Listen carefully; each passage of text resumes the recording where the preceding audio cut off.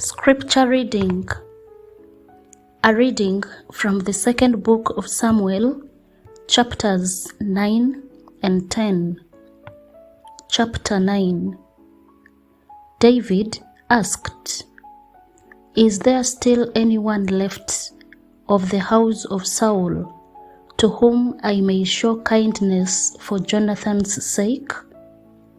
Now there was a servant of the house of Saul, whose name was Ziba, and he was summoned to David. The king said to him, "Are you Ziba?" And he said, "At your service." The king said, "Is there anyone remaining of the house of Saul, to whom I may show the kindness of God?" Ziba said to the king, "There remains a son of Jonathan. He is crippled in his feet." The king said to him, "Where is he?"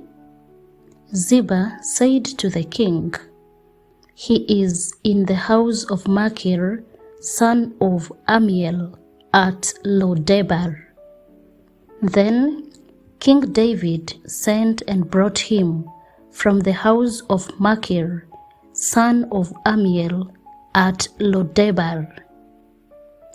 Mephibosheth, son of Jonathan, son of Saul, came to David and fell on his face and did obeisance. David said, "Mephibosheth." He answered, "I am your servant." David said to him, "Do not be afraid, for I will show you kindness for the sake of your father Jonathan. I will restore to you all the land of your grandfather Saul, and you yourself shall eat at my table always." He did obeisance and said, "What is your servant, that you should look upon a dead dog such as I?" Then the king summoned Saul's servant Ziba and said to him, "All that belonged to Saul and to all his house I have given to your master's grandson.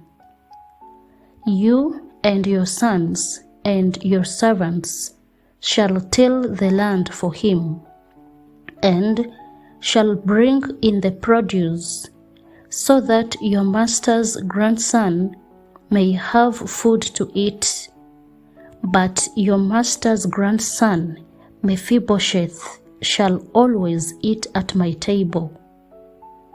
Now Ziba had 15 sons and 20 servants. Then Ziba said to the king, "According to all that my lord the king commands his servant, so your servant will do." Mephibosheth ate at David's table like one of the king's sons. Mephibosheth had a young son whose name was Micah, and all who lived in Ziba's house became Mephibosheth's servants. Mephibosheth lived in Jerusalem, for he always ate at the king's table. Now he was lame in both his feet. Chapter 10. Some time afterward, the king of the Ammonites died, and his son Hanun succeeded him. David said, "I will deal loyally with Hanun, son of Nahash, just as his father dealt loyally with me." So David sent envoys to console him concerning his father. When David's envoys came into the land of the Ammonites, the prince of the Ammonites said to their lord Hanun, Do you really think that David is honoring your father just because he has sent messengers with condolences to you? Has not David sent his envoys to you to search the city, to spy it out, and to overthrow it? So Hanun seized David's envoys, shaved off half the beard of each, cut off their garments in the middle at their hips, and sent them away. When David was told, he sent to meet them, for the men were greatly ashamed. The king said, "Remain at Jericho until your beards have grown, and then return." When the Ammonites saw that they had become odious to David, the Ammonites sent and hired the Arameans of Beth-rehob and the Arameans of Zobah, 20,000 foot soldiers, as well as the king of Makkah, 1,000 men, and the men of Tob, 12,000 men. When David heard of it, he sent Joab and all the army with the warriors. The Ammonites came out and drew up in the battle array at the entrance of the gate. But the Arameans of Zobah and of Rehob, and the men of Tob and Makkah were by themselves in the open country. When Joab saw that the battle was set against him, both in front and in the rear, he chose some of the picked men of Israel and arrayed them against the Arameans.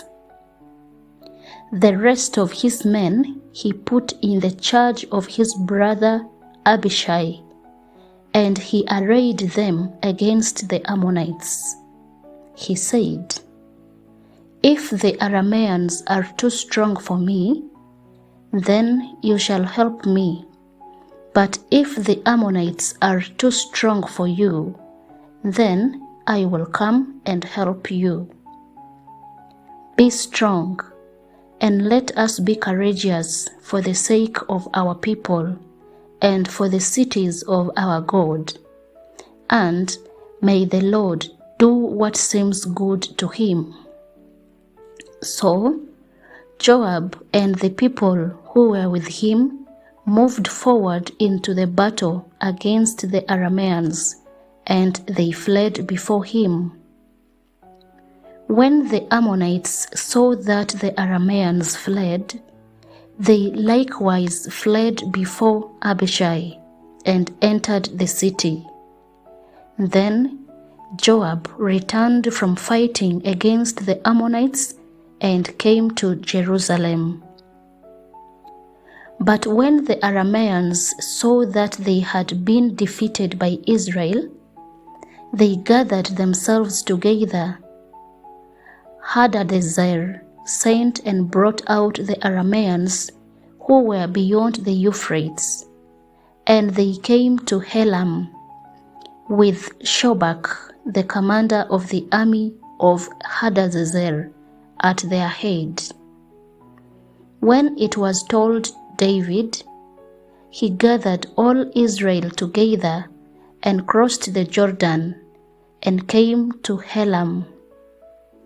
The Arameans arrayed themselves against David and fought with him. The Arameans fled before Israel, and David killed of the Arameans 700 chariot teams and 40,000 horsemen, and wounded Shobak, the commander of their army, so that he died there.